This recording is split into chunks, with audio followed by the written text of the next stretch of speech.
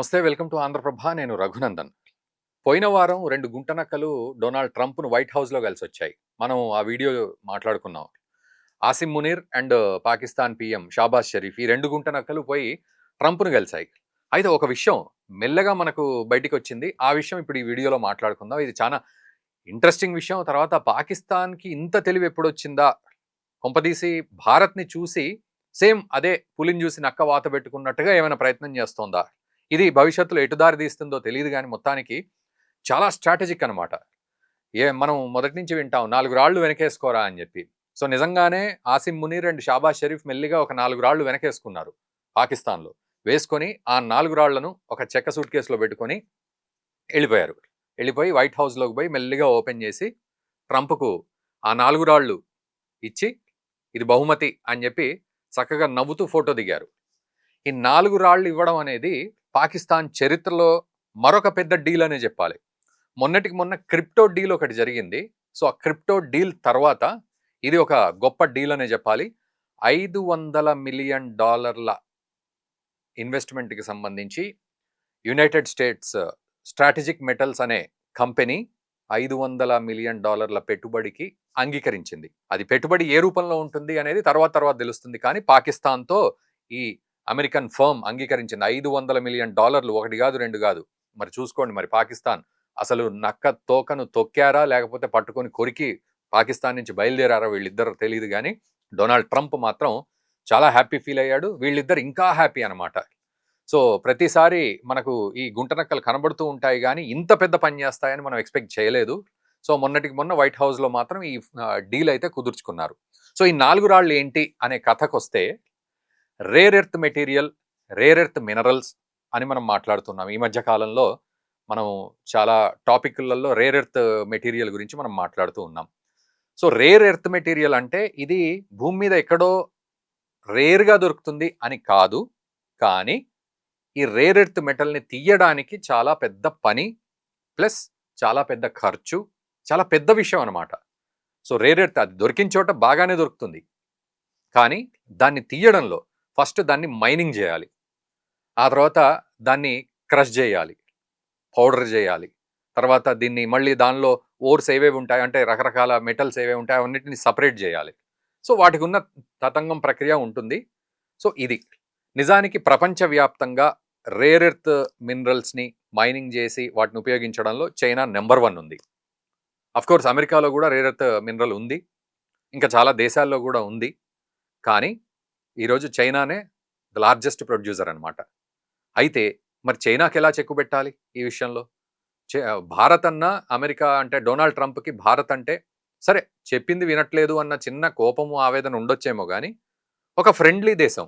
కానీ చైనా మాత్రం శత్రు దేశంగా చూస్తుంది అమెరికా అండ్ డొనాల్డ్ ట్రంప్.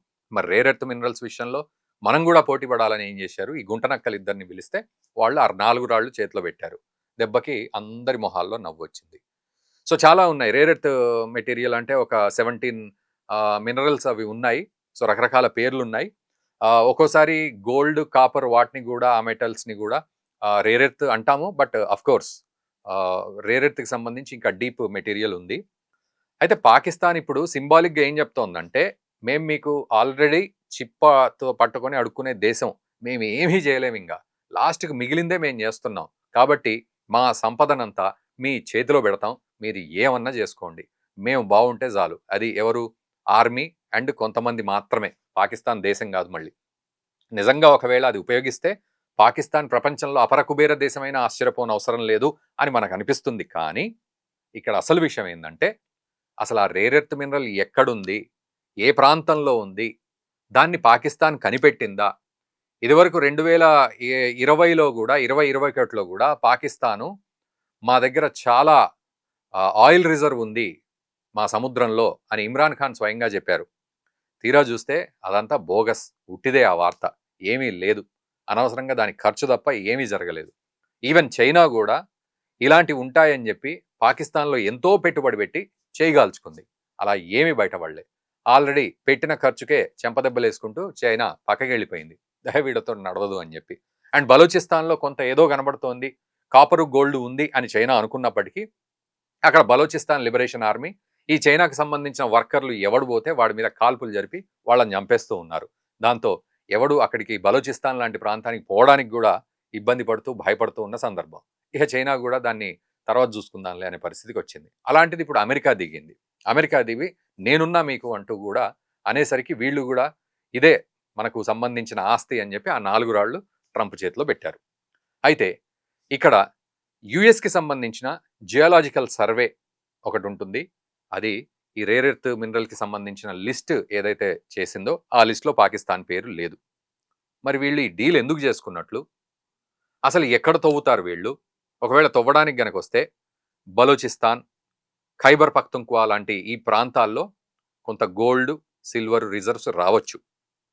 కానీ మరి వాటిని ఎవరు తవ్వుతారు? పాకిస్తాన్ దగ్గర బిస్కెట్ ప్యాకెట్లకు డబ్బులు లేవు, గోధుమ పిండికి డబ్బులు లేవు, పాల ప్యాకెట్లకు డబ్బులు లేవు. కోర్స్ అక్కడున్న రిచ్ పీపుల్ ఉంటారు, వాళ్ళు వాళ్ళ స్వార్థంతో వాళ్ళు బతికేస్తుంటారు, అది ఓకే. బట్ గవర్నమెంట్ రన్ చేయాలంటే, మరి ఇవన్నీ తవ్వాలంటే కొన్ని లక్షల కోట్లు అవుతాయి. ఆల్రెడీ ఆయిల్ రిజర్వ్ తీయాలంటే $5 మిలియన్ అవుతుందని అప్పట్లోనే చెప్పడం జరిగింది. అంత డబ్బు ఎవడు పెడతాడో ఎవడికి తెలియదని ఆగిపోయింది అది అక్కడ. అండ్ అసలు ఆ రిజర్వ్ లేనే లేదు. ఈరోజు గోల్డ్ కోసం అని కనుక తవ్వితే నిజంగా వెళ్ళకపోతే పరిస్థితి ఏంటి? కాపర్ వెళ్ళకపోతే పరిస్థితి ఏంటి? ఈ రేర్ ఎర్త్ మినరల్ వెళ్ళకపోతే పరిస్థితి ఏంటి? సో ఇది ఎవరు పెట్టుకుంటారు అనేది ఇప్పుడు కన్ఫ్యూజన్. కాకపోతే $500 మిలియన్ డీల్ అయితే యుఎస్ఎస్ఎం చేసుకుంది అమెరికా పాకిస్తాన్ తోటి.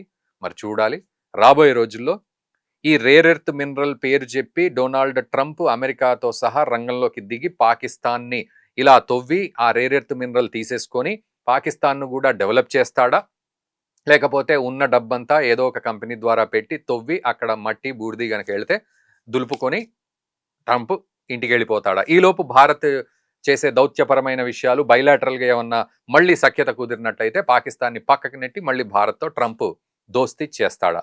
నిజానికి రేర్ ఎర్త్ మినరల్ అనగానే ఈరోజు చాలా అవసరం అండి ఇది. ఎందుకంటే మనం వాడే సెల్ ఫోన్ దగ్గర నుంచి మొదలు పెడితే ఫైటర్ జెట్స్ వరకు రకరకాల ఎక్విప్మెంట్స్లో ఈ రేర్ ఎర్త్ మినరల్ని మనం వాడుతూ ఉన్నాం. ఇది నిజంగా గనక దొరికితే ఇక పంట పండినట్టే. $8 ట్రిలియన్ ఎకానమీని తయారు చేస్తుంది పాకిస్తాన్ని అని ఒక అంచనా ఉంది. అందుకే ఆసిమ్ మునీర్ అండ్ షాబాజ్ షరీఫ్ విపరీతంగా తొందరపడుతున్నారు. ఇది గనక చేస్తే మనం భారత్ని బీట్ చేసేయచ్చు. అసలు ప్రపంచంలో మనమే దుబాయ్ కంటే కాస్ట్లీ అండ్ మోస్ట్ ఎఫిషియంట్ అసలు అద్భుతమైన సిటీని మనం తయారు చేసుకోవచ్చు, పాకిస్తాన్ అలా తయారు చేసుకోవచ్చు అని ఉవ్విళ్ళు ఊరుతున్నారు. ఫస్ట్ మనకు మనం కోటీశ్వర్లు అయిపోవచ్చు ట్రంప్తో అంటగాగి అని అనుకుంటున్నారు. బట్ మీరేమంటారు? నిజంగా పాకిస్తాన్ అలా డెవలప్ అవుతుందా, లేకపోతే స్వార్థపరుల చేతుల్లోకి వెళ్ళిపోతుందా, లేకపోతే ఆ డబ్బంతా టెర్రరిస్టుల చేతుల్లోకి వెళ్ళిపోయి ఏదైనా బాంబు ఎత్తేసి మొత్తానికి పెంట చేస్తారా, లేకపోతే భారత్ దెబ్బకి పాకిస్తాన్ మళ్ళీ నోరు మూసుకొని కూర్చొని అమెరికా అండ్ భారత్ సెటరైట్ అయిపోయి ముందుకు గదిలే ప్రయత్నం జరుగుతుందా? దీనికి ముగింపు ఎట్లా ఉంటుంది అనేది ఖచ్చితంగా మీరు ఒక చక్కటి ఆలోచన చేసి కామెంట్ చేయండి. అండ్ దయచేసి మన మిత్రులకు ఈ వీడియోని షేర్ చేయండి. Thank you very much.